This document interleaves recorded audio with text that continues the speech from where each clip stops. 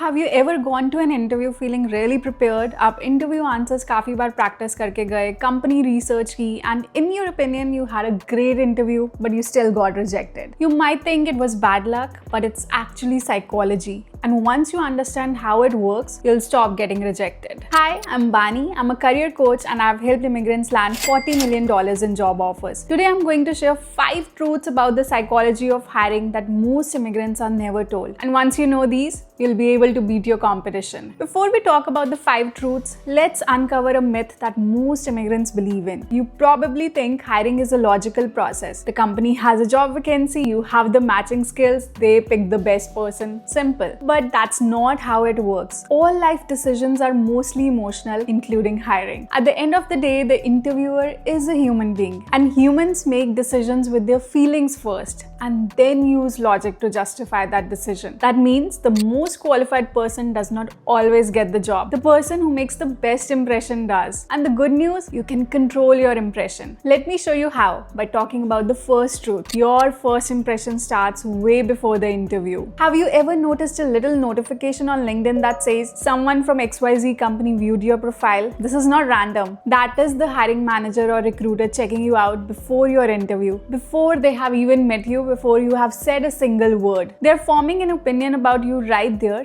just from your LinkedIn. And here's the thing about first impressions. Once someone has formed one, their brain starts looking for things that confirm it. Psychologists call this confirmation bias. It basically means if they already like you, they'll find more reasons to like you. If something felt off, they'll find more reasons to doubt you. Let me give you a simple example. Imagine your best friend makes a joke. You laugh, even if it was not that funny. Now imagine a person who you don't like making that same joke. You might not even smile. It's the same joke, completely different reaction, because your brain already decided how you feel about that person before they even open their mouth. Interviews work the same way. If your LinkedIn is strong, the hiring manager walks in already thinking positively about you. Their confirmation bias works for you. They're looking for reasons to say yes. But if your LinkedIn is weak, vague headline, no photo, or worse, things that don't match your resume, they walk in already unsure, and now their confirmation bias works against you. They're looking for reasons to say no. So it's really important that you optimize your LinkedIn and also make sure there is nothing controversial on your feed that could create a wrong first impression before you even get into the room. So that's the first truth. Your impression starts before you even show up. Now the second truth is about what happens when you're actually in the room, and most immigrants are accidentally sending the wrong signals without knowing it. The small things matter more than you think. I had a mentee really strong on paper. She had good experience from India and her technical knowledge was solid, but she still kept getting rejected in the final rounds and had no idea why. When she came to us and we did a mock interview, we found the problem immediately, and it had nothing to do with her answers. She wasn't smiling. She was so focused on saying the right thing that she completely forgot to look like someone people would actually want to work with. Her background on the video call had a pile of stuff behind her, giving an untidy, unprofessional impression before she even opened her mouth. Here's what she didn't know. There is a widely studied principle called the 7-38-55 rule. It breaks down how human communication actually works. 55% of the impression you make comes from your body language, your facial expressions, your posture, your gestures. 38% comes from your tone of voice, how you say something, your pace, your energy, and only 7% comes from the actual words you speak. She had spent 100% of her preparation on just the 7%, the words, the answers, the content, and was completely ignoring the 93% that the interviewer was actually responding to. And this is not just her. Most immigrants prepare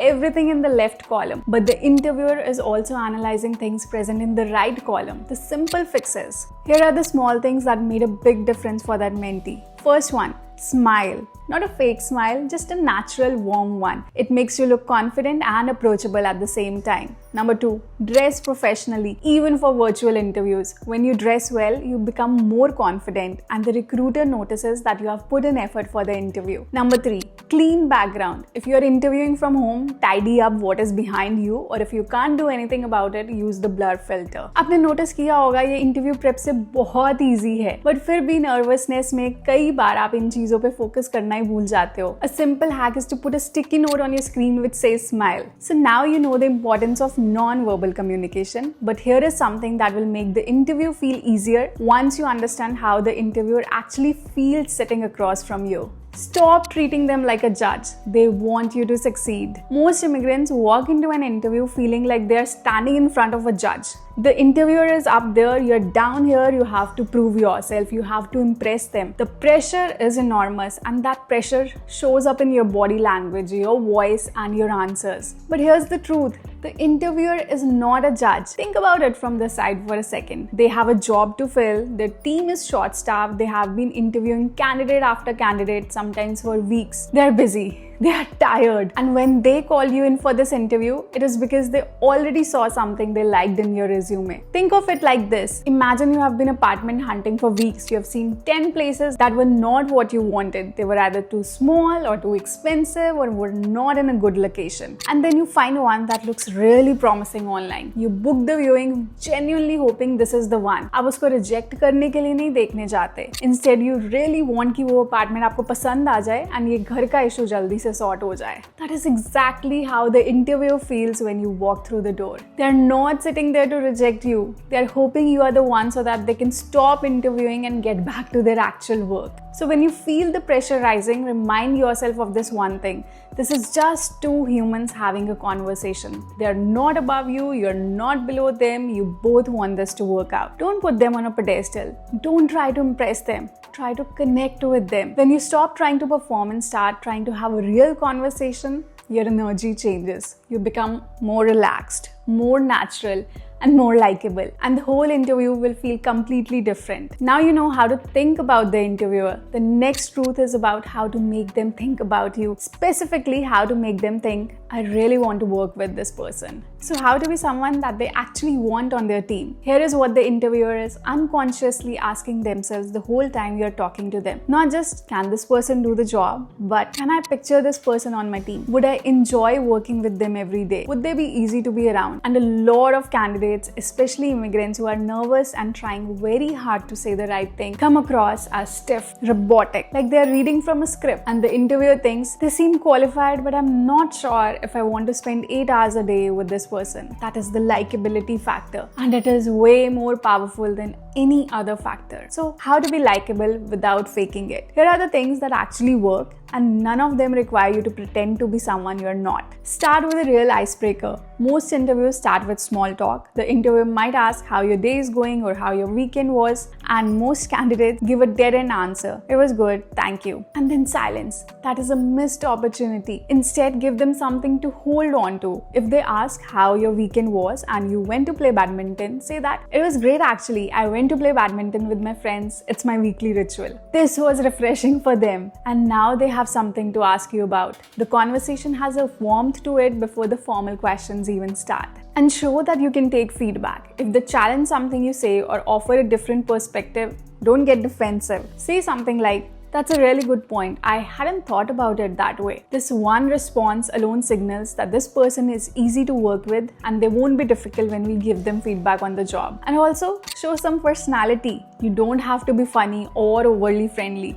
Just be a real person. Laugh when something is genuinely funny. Share a small personal detail when it's relevant. Let them see a little bit of who you actually are. Skills get you to the interview, likability gets you the offer. The interviewer needs to feel, yes, this person can do the job and I actually want them on my team. So up till now, you have made a great impression before the interview. You have sent the right signals in the room, you have been warm and likable. Now comes the last 2 minutes, and this is where most candidates throw away everything they have just built. Coming to truth number 5, the question that tips the scale in your favor. Here is what happens at the end of almost every interview. The interviewer says, do you have any questions for me? The candidate asks 1 or 2 polite questions. The interviewer says, great, we'll be in touch. The candidate says, thank you so much, and they leave. And then they spend the next week checking their phone, replaying every answer, wondering, did I say something wrong? Did they like me? Why haven't they called? That uncertainty is exhausting. And the worst part, sometimes there is a concern sitting in the interviewer's head that you could have addressed right there in the room, but you walked out before they had a chance to say it. And now that's the reason you're not getting the offer. We teach all our mentees to ask one specific question at the end of every interview, and the results are really clear. Around 80% of the mentees who ask this question uncover an objection the interviewer had. They get to address it right there before walking out. And in close competitions where two candidates are almost equal, this one question tips the scale. The question is, based on the conversation we have had today, is there any reason you would not move forward with me? I know, it sounds scary. Most people are too afraid to ask it. But think about what it does. If the interviewer has a concern, maybe they think you don't have enough experience in one area, maybe they're not sure about something, now you know. And now you can say, I understand that concern and here is why I'll be able to handle it. After you ask that question and address any concern there is, close the interview like this. I've really enjoyed this conversation. I'm genuinely excited about this role and this team. Could you walk me through what the next steps look like and when can I expect to hear back? Then once they give you a timeline, add perfect. And if I've not heard back by then, is it okay if I send a quick follow-up? That is it. You know now exactly what happens next. No more waiting and wondering. No more checking your phone every day. You close the interview on your terms, not theirs. As you would have realized, none of this stuff is complicated, but all of it together will completely change how you show up in interviews. If you like this, consider subscribing. Every week, I post a video that helps you land the job and the salary that you came to Canada for. And if you like this video, I'm pretty sure you'll like this one next.